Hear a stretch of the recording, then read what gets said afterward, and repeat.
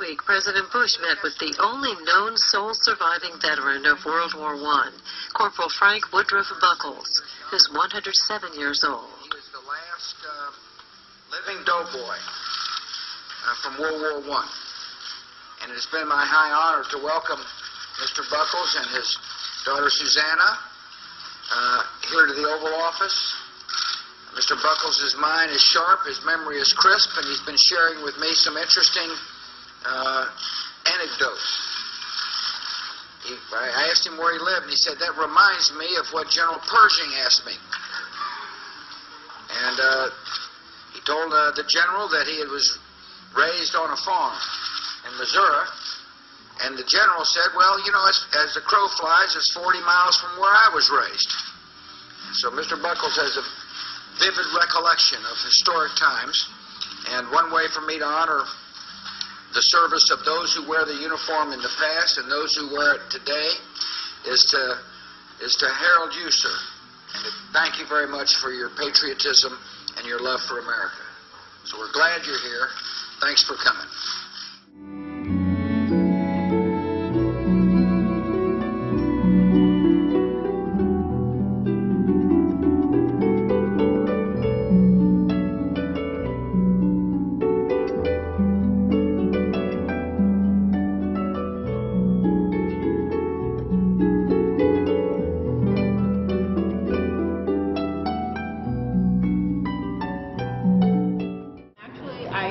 Graduated from college and I was a chemist, and I decided that I needed to learn a skill, and I figured that the military was the best way to learn an additional skill.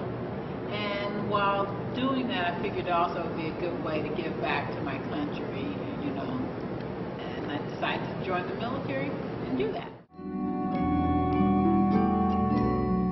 Well, when I joined the U.S. Army out of high school, it was for college money. At that time, I had ambitions to go to college, but I didn't have the financial means to do so, and I worked a little bit outside of high school, and I realized that at that point I was not going to find a good job with benefits or anything that would help me to get to college, so I joined the Army for that purpose. And then I had a 14-year break, and I've gone back into the, again, Ohio Army National Guard for the reason of ministry opportunities. I'm studying now to be a pastor, and I saw the opportunities in the military to serve in that capacity, so I'm an Army chaplain assistant right now.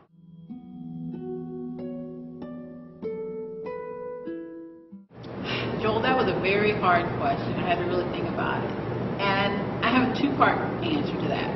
I can tell you that when 9/11 happened in 2001, if that phone had rang, I would have readily signed up and enlisted. At that time, if the phone had rang, I would have said yes. But I was too old, okay? They wouldn't have taken me. I would say if the phone rang right now, I would have to think about it. And I might have put some conditions on it. I might say, I'll help if I get to just stay here in the United States. I would definitely respond to it because as a soldier, you know, and as a citizen of the United States, I would find it to be a great privilege and honor to serve our country in time of need, to defend it, because I just feel that, you know, so many people have died in the past just to preserve our freedoms and our rights, our constitutional rights, and a lot of people have died defending it, you know, just so that we can have these freedoms. And even if I was called upon to defend another nation, their democratic system, I would do it simply because I know from history that our nation didn't gain its independence alone. There were people, other nations that came along to support us in our fight for independence and freedom. So I would most certainly not hesitate to go. I mean, I know that there's a lot of things in question, but I feel that if I can sacrifice my rights, my life, for the preservation of other people's rights, then I've done an honorable thing, and that's a personal conviction that I have. But I would most certainly feel that it would be honorable.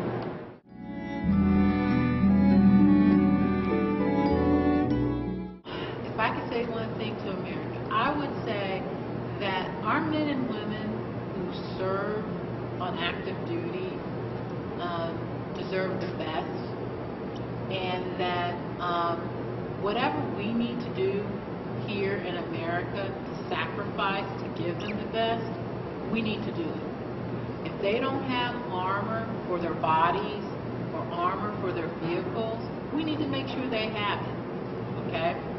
And then on the other hand, when they come back to this country, having served for us, we need to make sure they're taken care of. We need to make sure their families are taken care of. And, you know, I would quote the scripture, I think it's John 15:13. Greater love has no man than this, than to lay down their life for their friends. And that's what they're doing. Especially with this, you know, the war on terror. We combined our efforts as Americans to send our soldiers overseas. I know that there's a lot of doubt as to why, at this point, why we did it, and there seemed to be a lot of misunderstandings as to the purpose there. But throughout the years that we've been over there, we've been in Afghanistan, Iraq now. A lot of American citizens have spoken ill against our soldiers being over there. You know, so they've got their own personal views mixed in with why we're there, and they speak that out very clearly. But what I believe that does is that really it creates problems for our soldiers, because our American soldiers are over there because they are called upon to do so. They have a mission, and they have taken an oath to defend and to obey the rules, the orders that have been handed down to them.